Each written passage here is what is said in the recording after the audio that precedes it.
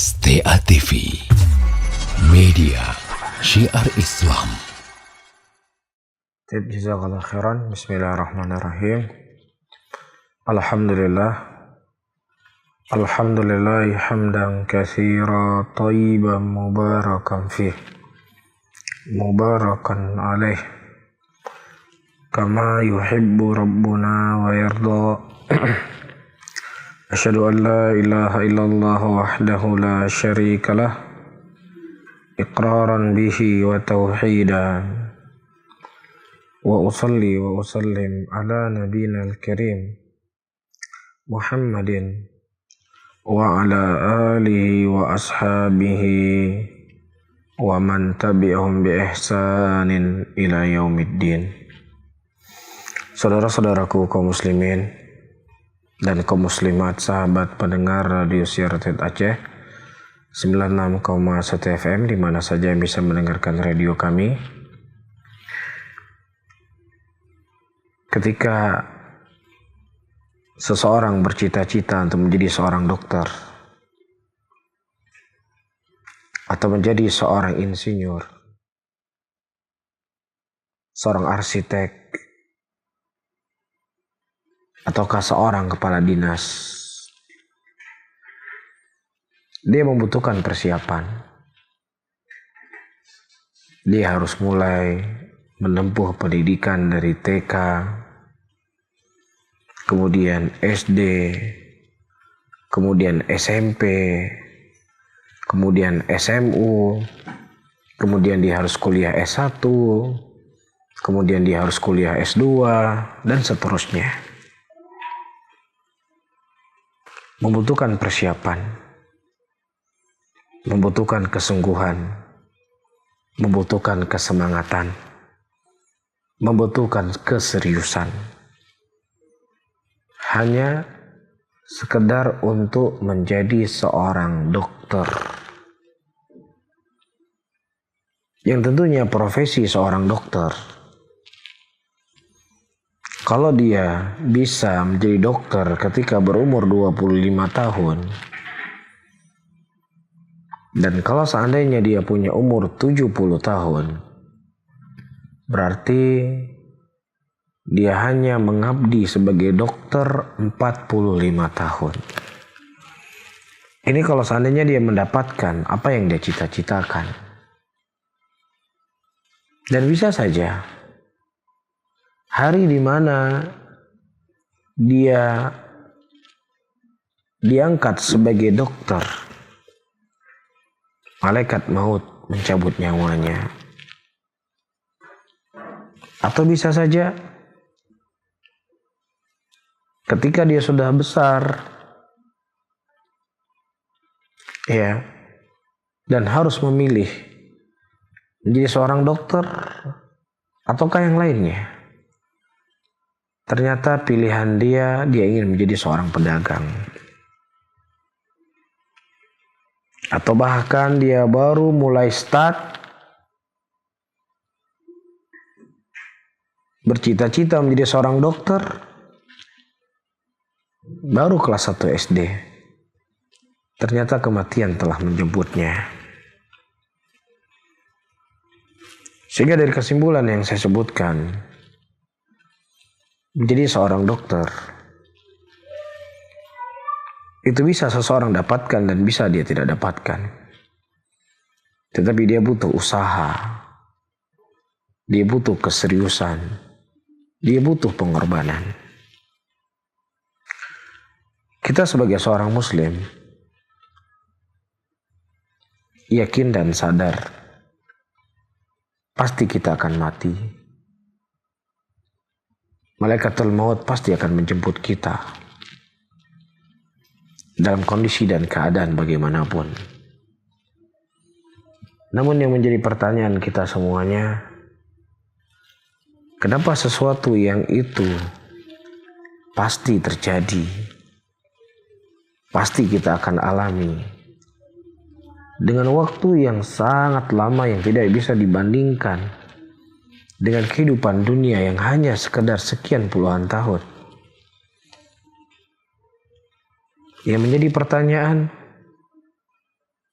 Apa yang telah kita persiapkan untuk mencapai kehidupan yang abadi,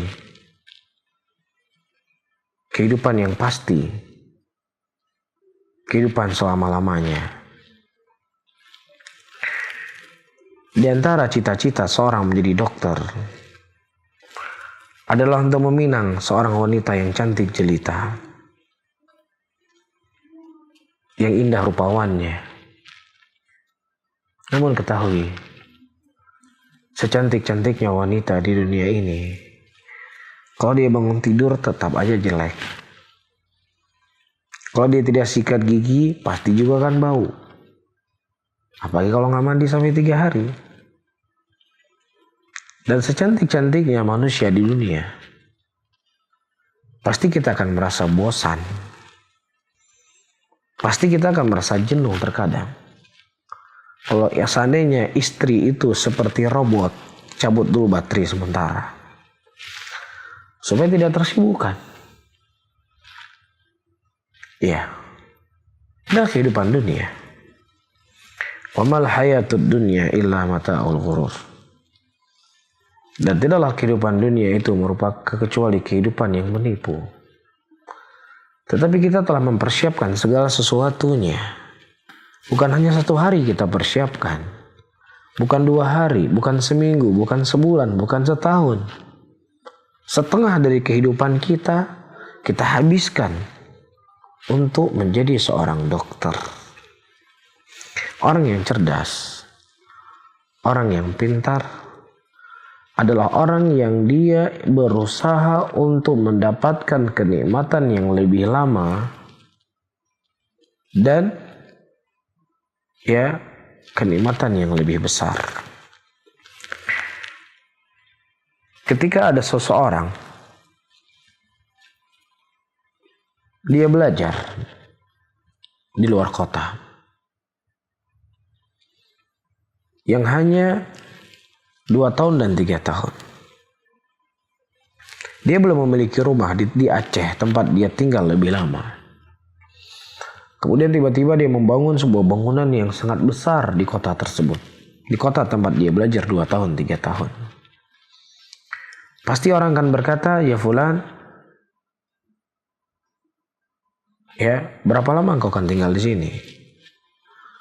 Aku akan tinggal di sini 2 tahun, 3 tahun sampai pendidikanku selesai dan aku akan pulang ke Aceh. Pasti orang akan berkomentar, kenapa engkau bangun rumah yang begitu besar? Sementara engkau hanya tinggal di sini 2 sampai 3 tahun. Seharusnya cukup engkau menyewa rumah yang ada kamarnya, yang ada dapurnya, selesai. Karena engkau akan meninggalkan kota ini. Karena kalau engkau membangun rumah yang begitu besar, akan menghabiskan uang yang begitu banyak dan engkau akan tinggalkan, dan bersama dengan itu akan sulit kita akan menjual rumah sebesar ini. Akan sulit kita mencari pembeli. Semua orang akan berkomentar.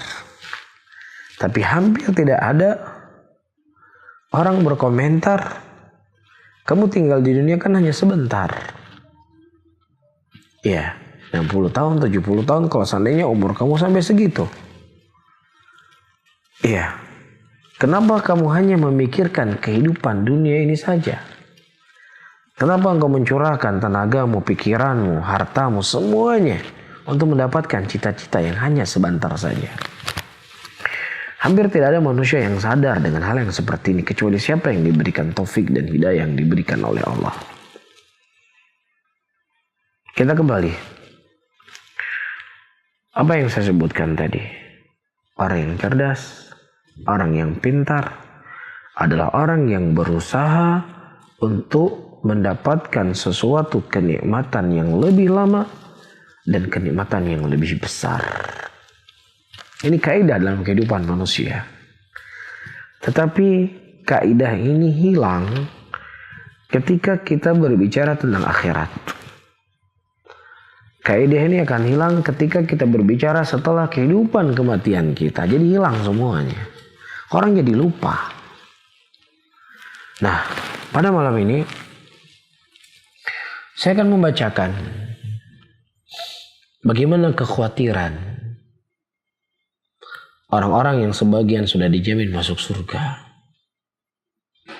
ketakutan, kekhawatiran mereka yang disertai dengan amalan akan hari pembalasan tersebut, akan hari kebangkitan, akan hari di mana Allah akan memancangkan sirat yang kemudian seseorang harus melewati sirat tersebut. Ternukilkan dari Abu Bakar As-Siddiq radhiyallahu taala anhu, yang kita ketahui beliau adalah seorang sahabat Rasulullah yang sudah dijamin masuk surga. Abu Bakar As-Siddiq radhiyallahu taala anhu berkata, atau disebutkan, diceritakan oleh Dhahhak ibn Muzahim, mara Abu Bakrin As-Siddiq radhiyallahu ta'ala anhu ala tayrin qad waqa ala syajaratin faqala tuba laka ya tir tatiru fataqa ala syajarati thumma taqul min ath-thimar thumma tatir laysa alayka hisabun wala adabun. Masya Allah. Suatu hari Abu Bakar As-Siddiq radhiyallahu ta'ala anhu dilewati oleh seekor burung. Kemudian burung tersebut hinggap di pepohonan. Kemudian Abu Bakar As-Siddiq radhiyallahu ta'ala anhu berkata, tuba laka ya tir. Bahagia sekali kehidupan engkau wahai burung. Engkau terbang, kemudian engkau hinggap di sebuah pohon, kemudian engkau makan buah-buahan yang ada di pohon tersebut, kemudian engkau terbang kembali. Laisa alaika hisabun wala adab. Engkau tidak dihisab oleh Allah dan engkau tidak diadab oleh Allah Subhanahu wa taala. Begitu bahagia kehidupanmu. Yang berbicara seperti inilah seorang Abu Bakar As-Siddiq yang Rasulullah sallallahu alaihi wasallam telah mengkhabarkan Abu Bakar min ahlil jannah.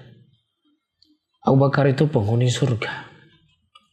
Kenapa kalimat-kalimat seperti ini terucap dari mulut beliau? Dikarenakan kekhawatiran panjangnya perjalanan kehidupan kita setelah kematian kita dan sedikitnya bekal yang telah beliau kumpulkan dalam keadaan harta, nyawa dan darah beliau korbankan untuk agama Allah Subhanahu wa taala. Dalam riwayat yang lain, Abu Bakar As-Siddiq radhiyallahu ta'ala anhu berkata, ya laitani kuntu mithlak. Wallahi la wadittu anni kuntu syajaratan ila janati tariq. Famarra alayya ba'irun fa'akhadhani fa'adkhalani fahu. Fa'alakani thumma izdarani thumma akhrajani ba'ra walam akun bashara. Kalau seandainya aku sepertimu, demi Allah, lawaditu, niscaya aku ingin menjadi seperti pohon yang berada di pinggir jalan.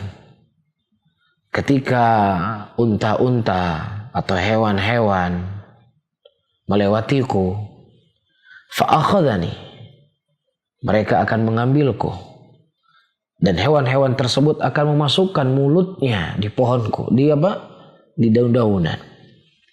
Kemudian mengunyahnya, kemudian dia makan. Kemudian apa yang dimakan dari pohon-pohon tersebut menjadi kotoran. Indahnya aku kalau seandainya aku seperti itu, tidak menjadi seorang manusia. Karena begitu panjang perjalanan akan kulalui. Begitu besar proses setelah kematianku. Ini yang dikhawatirkan oleh orang-orang yang sudah dijamin masuk surga. Di mana kita yang masih lalai hari ini? Di mana kita yang masih banyak maksiat hari ini? Di mana kita yang masih melawan orang tua hari ini? Di mana kita yang masih makan riba hari ini? Di mana kita yang hari ini masih suka riba? Di mana kita yang hari ini masih suka berkeluh kesah dengan kehidupan? Di mana kita hari ini yang suka melawan suami? Di mana kita hari ini yang suka mendolimi istri? Di mana kita hari ini yang malas untuk beribadah kepada Allah Subhanahu wa taala. Apakah kunci surga ada di tanganmu? Apakah sudah tercatat di daftar orang-orang yang akan masuk surga namamu? Sehingga begitu berani kita terus bermaksiat kepada Allah Subhanahu wa taala. Sementara orang yang sudah dijamin masuk surga, begini ucapan mereka. Dan juga ternukilkan dari Amirul Mukminin Umar bin Khattab radhiyallahu taala anhu, dia berkata, ya laitani kuntu kabsha ahli sammanuni ma badalahum hatta idza kuntu ka asman ma yakun zarahum ba'du man yuhibbuna fadhabahuni lahum faja'alu bi'adhi syawa wa ba'duhu qadidan thumma akaluni walam akun basyara. Kata Umar bin Khattab, kalau seandainya aku seperti kambing peliharaan yang mereka menggemukkan aku, memberikan makanan kepadaku sampai aku menjadi seekor kambing yang sangat gemuk.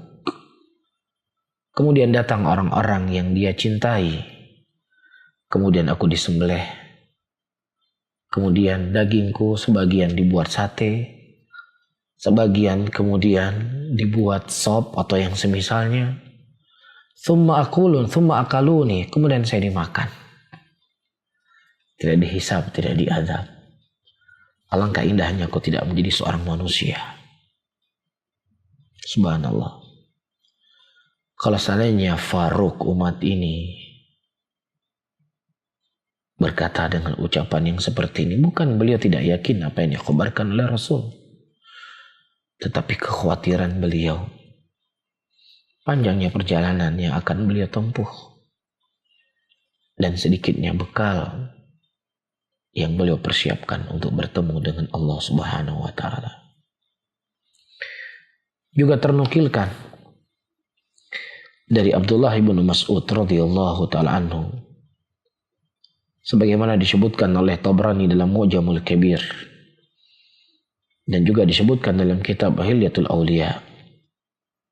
Kata Abdullah bin Mas'ud, "La waqaftu bainal jannati wan nar faqila li ikhtar nukhairuka man ayyuhuma takunu ahabbu ilaik aw takuna ramadan la ahbabtu an akuna ramada." Kata Abdullah bin Mas'ud, ketika aku diberdirikan di antara surga dan neraka, kemudian aku diperintahkan untuk memilih, ya, apakah engkau memilih, ya, di antara dua tempat, surga ataukah neraka, dan pilihan satunya engkau menjadi debu. Mana yang kau pilih kira-kira? Jadi maksudnya beliau ini belum pasti masuk surga, belum pasti masuk neraka. Jadi pilihannya ada dua. Pilihan untuk mana di antara dua tempat ini akan kamu masuki belum jelas. Yang satu lagi dia memilih untuk menjadi apa? Debu. Apa kata Abdullah bin Mas'ud? Niscaya aku memilih untuk menjadi debu, karena aku tidak yakin dengan amalan yang aku lakukan. Aku tidak yakin dengan apa yang aku lakukan bisa mengantarkanku ke dalam surga. Ya, beliau merasa mungkin terlalu banyak dosa yang saya lakukan. Banyak amalan-amalan yang tidak ikhlas aku lakukan. Banyak kejelekan-kejelekan yang tersembunyi dariku. Ini yang dirasakan oleh Abdullah bin Mas'ud. Bukan berarti beliau tidak punya harapan kepada Allah, bukan. Ini mimbab kekhawatiran pada diri sendiri. Kita Masya Allah baru hanya sekedar sholat 5 waktu masjid, itu pun kadang kurang ikhlas, itu pun kadang kurang khusyuk. Tapi seakan-akan masa orang kayak saya gak masuk surga. Kayaknya kalau orang seperti saya gak masuk surga, terlalu banyak orang masuk neraka. Saya kan udah baik betul. Saya ini orang yang udah soleh. Jadi kalau seperti saya aja nggak masuk surga, mungkin bisa dipastikan 90% masyarakat Aceh itu nggak masuk surga. Itu kita yang terlalu maghrur, terlalu tertipu dengan sedikit amalan yang kita lakukan.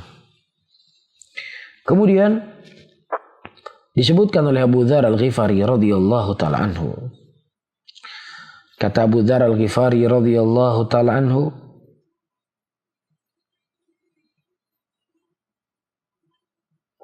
wallahi law ta'lamuna ma a'lamu labakaitum katsira wa ladhaqtum qalila walau ta'lamuna ma a'lamu man basattum ila nisaikum wala tuqarartum ala firashikum la kharabtum ila sa'dat tajarrauna wa tabkun. Kalau seandainya kalian mengetahui apa yang aku ketahui, maka niscaya kalian akan sedikit menangis, sekarang kalian banyak menangis dan sedikit tertawa. Dan kalau seandainya kalian mengetahui apa yang aku ketahui, maka niscaya kalian tidak akan merasa lezat ketika kalian berhubungan dengan istri kalian. Kalau seandainya kalian mengetahui apa yang aku ketahui, kalian tidak akan merasakan enak nikmatnya kalian tidur di atas ranjang-ranjang kalian. Niscaya kalian akan naik ke tempat-tempat yang tinggi. Kalian memukul dada kalian dan kalian menangis. Mana di antara dua tempat tersebut yang akan kalian masuki? Beginilah keadaan orang-orang yang sebagian mereka sudah dijamin masuk surga. Karena dia begitu sadar perjalanan hidup ini akan begitu panjang. Hanya Allah akan mengetahui berapa lama kita berada di dalam kubur kita. Hanya Allah yang mengetahui berapa lama kita menunggu untuk dihisab. Dan juga hanya Allah yang mengetahui kira-kira kita di nomor undian nomor berapa untuk mengantri dihisab. Kemudian juga hanya Allah mengetahui di nomor urut berapa kita akan melewati sirat. Kemudian hanya Allah yang mengetahui apakah kita bisa melewati sirat tersebut. Ataukah kita justru akan masuk ke dalam neraka jahanam. Tidak akan mampu melewati sirat. Hanya Allah yang tahu keadaan dan kondisi kita pada waktu itu. Janganlah Anda menangis. Janganlah Anda meraung ketika tangisan dan raungan Anda tidak akan bermanfaat lagi. Menangislah hari ini. Meraunglah hari ini kepada Allah. Di mana air mata seseorang masih bermanfaat hari ini. Di mana tangisan seseorang bisa menjauhkan neraka dari neraka di hari ini. Mudah-mudahan apa yang saya sampaikan malam hari ini bisa menjadi pelajaran untuk kita semuanya. Panjangnya perjalanan kehidupan kita. Dan saya ingatkan kepada diri saya dan terkhusus kepada saudara-saudara saya yang mungkin sedang menimpa ujian, sedang mendapatkan musibah. Ketahuilah sebesar apapun ujian di dunia ini, sebesar apapun musibah yang kita alami di dunia ini, tidaklah sebesar dengan ujian ketika malaikat bertanya kepada kita, man rabbuka wa ma nabiyyuka wa ma dinuk. Ini merupakan awal kehidupan abadi dan itu sudah cukup mengerikan, dan setelahnya kejadian-kejadian yang lebih mengerikan. Ya, datang saudaranya Abu Sufyan bin Said Ats-Tsauri kepada beliau. Dia menceritakan tentang kebutaan yang dialami. Karena mungkin tuanya umurnya. Kemudian kata Sufyan bin Said Ats-Tsauri, dia menasihati kakaknya, "Udhkurul maut fa inna yuhawwin ilaik." Ingatlah kepada kematian, karena kematian itu akan meringankan bebanmu kehidupan di dunia ini. Apa yang setelah ini sesuatu yang lebih besar harus kita persiapkan. Mudah-mudahan Allah Subhanahu wa Ta'ala menyelamatkan saya dan antum semuanya dan mengumpulkan kita semuanya di dalam surganya Allah Subhanahu wa Ta'ala. Wallahu ta'ala alam bissawab. Bagaimana caranya agar kita selalu bersabar? Baik, saudara-saudara kaum muslimin dan muslimat, sahabat pendengar radio Syartet Aceh 96,1 FM, ada beberapa hal yang perlu kita ketahui yang membantu kita untuk bisa bersabar. Yang pertama, sebagaimana yang disebutkan oleh Al-Imam Ibnul Qayyim rahimahullah, ya, untuk kita memperhatikan besarnya balasan dan pahala orang-orang yang mau bersabar dari ujian dan cobaan yang Allah Subhanahu wa Ta'ala berikan kepadanya. وَلَنَبْلُوَنَّكُمْ بِشَيْءٍ مِّنَ الْخَوْفِ وَالْجُوعِ وَنَقْصٍ مِّنَ الْأَمْوَالِ وَالْأَنفُسِ وَالثَّمَرَاتِ وَبَشِّرِ الصَّابِرِينَ. Dan kami menguji mereka dengan sedikit ujian, kurang buah-buahan, kurang kelezatan hidup, kurang dari harta, dan berilah kabar gembira kepada orang-orang yang mau bersabar dengan ujian tersebut. Dan juga dalam ayat yang lain Allah katakan yang artinya, sesungguhnya balasan orang-orang yang bersabar itu tidak ada batasannya. Kalau pahala orang melakukan daripada kebaikan yang lainnya itu ada batasannya, 27 kali lipat atau sekian dan sekian. Tetapi orang-orang yang bersabar, balasan mereka tidak terbatas. Nah, kalau seandainya kita sadar dengan ujian yang Allah berikan kepada kita, Allah telah mempersiapkan balasan yang begitu banyak yang akan kita dapatkan. Yang ketiga, ketahuilah bahwasannya ujian, cobaan itu merupakan sebab pengampunan dosa. Allah Subhanahu wa Rasulullah Sallallahu Alaihi Wasallam menyebutkan dalam hadisnya, tidaklah seseorang terkena duri kecuali itu sebab Allah mengampuni dosanya dan mengangkat derajatnya. Dan tentunya ini mungkin tidak kita dapatkan, atau mungkin kita dapatkan, mungkin akan sulit.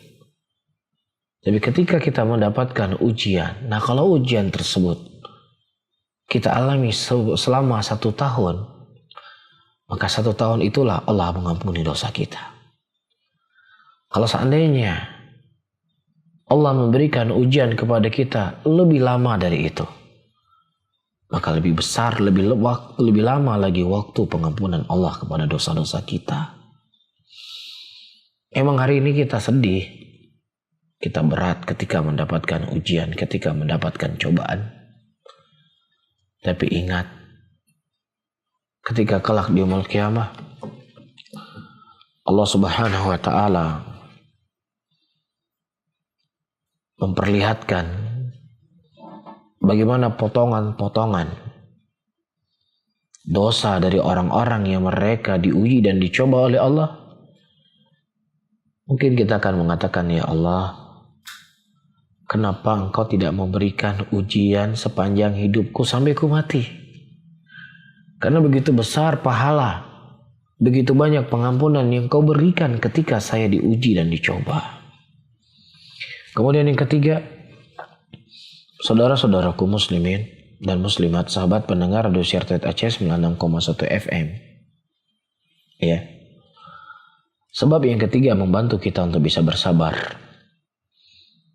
bahwasannya apa yang telah Allah Subhanahu wa Ta'ala uji kita hari ini, ya, sesuatu yang telah ditakdirkan oleh Allah 50.000 tahun sebelum Allah menciptakan langit dan bumi. Dan apa yang telah Allah Subhanahu wa Ta'ala takdirkan tidak akan pernah meleset sama sekali. Pasti akan terjadi. Jadi kalau seandainya Anda berkata, kalau dulu misalnya saya tidak menikah dengannya, mungkin hidup saya tidak akan seperti ini. Itu semua sudah takdir Allah. Allah telah menakdirkan kepadamu itulah pasangan hidupmu. Dan Allah telah menakdirkan kepadamu inilah jalan yang kau hadapi di tahun sekian, di bulan sekian. Ya. Begitu juga terkadang seseorang berkata, kalau seandainya saya tidak buka usaha, tidak buka bisnis, mungkin uang di tabungan saya itu masih banyak. Saya tidak bangkrut. Ketahuilah, apa yang telah Anda lakukan itu semua sudah tercatat di sisi Allah Subhanahu wa taala dan kita tidak akan bisa untuk menghindarnya. Kemudian yang keempat, ketahuilah, terkadang ujian dan cobaan yang Allah Subhanahu wa taala berikan kepada kita itu ya sebagai jalan Allah akan mengganti yang lebih baik untuk kita. Cuma butuh kesabaran. Kapan pertolongan itu akan datang? Butuh kesabaran. Yang jelas Allah Subhanahu wa taala pasti akan memberikan jalan keluar untuk kita. Kemudian yang selanjutnya, manusia terkadang ketika tidak ada ujian dan cobaan dalam kehidupannya normal terus, atau justru bahagia terus, gak pernah mendapatkan musibah. Terkadang ini kita lupa kalau seandainya itu kita banyak dosa. Kita lupa kalau seandainya kita sudah lalai. Kita lupa kalau seandainya kita sudah bermalas-malasan untuk beribadah. Tapi Allah menegur kita dengan ujian dan cobaan tadi untuk mengingatkan kita dari kelalaian kita, untuk mengingatkan kita dari kesibukan kita selama ini akan ada kehidupan setelah kehidupan akhirat. Ya, ini diantara hal yang disebutkan oleh Imam Ibnu Al-Qayyim rahimahullah. Ya, hal-hal yang bisa membantu kita untuk bisa bersabar. Dan di sana ada hal-hal yang lain yang boleh sebutkan. Kurang lebih ada 10 perkara yang boleh sebutkan. Cuman saya tutup. Ya, Rasulullah SAW menyebutkan dalam hadisnya, "May yuridillahu bihi khairan yusib minhu." Barang siapa yang seseorang dicoba dan diuji oleh Allah, barang siapa yang seseorang diinginkan kebaikan oleh Allah, maka Allah akan uji dan coba dia dengan musibah tersebut. Allahu ta'ala alam bisawab. Baik, pertanyaan yang selanjutnya Ustadz. Nah, Ustadz, bagaimana cara menasehati saudara kandung yang sering melakukan perbuatan maksiat? saudara-saudaraku muslimin dan muslimat yang dirahmati oleh Allah. Yang pertama, diingatkan kepadanya akan besarnya azab Allah Subhanahu wa taala bagi orang-orang yang selalu bermaksiat kepada Allah. Dan juga diingatkan kepadanya bagaimana besarnya kasih sayang Allah Subhanahu wa taala kepada kita. Bagaimana luasnya rahmat Allah Subhanahu wa taala dan kasih sayang Allah Subhanahu wa taala kepada kita siang dan malam. Tentunya zat yang begitu baik dan sayang kepada kita. Tidak pantas untuk kita bermaksiat kepadanya. Dan juga diingatkan kepadanya dampak-dampak jelek daripada maksiat dalam kehidupan dia di dunia sebelum di akhirat.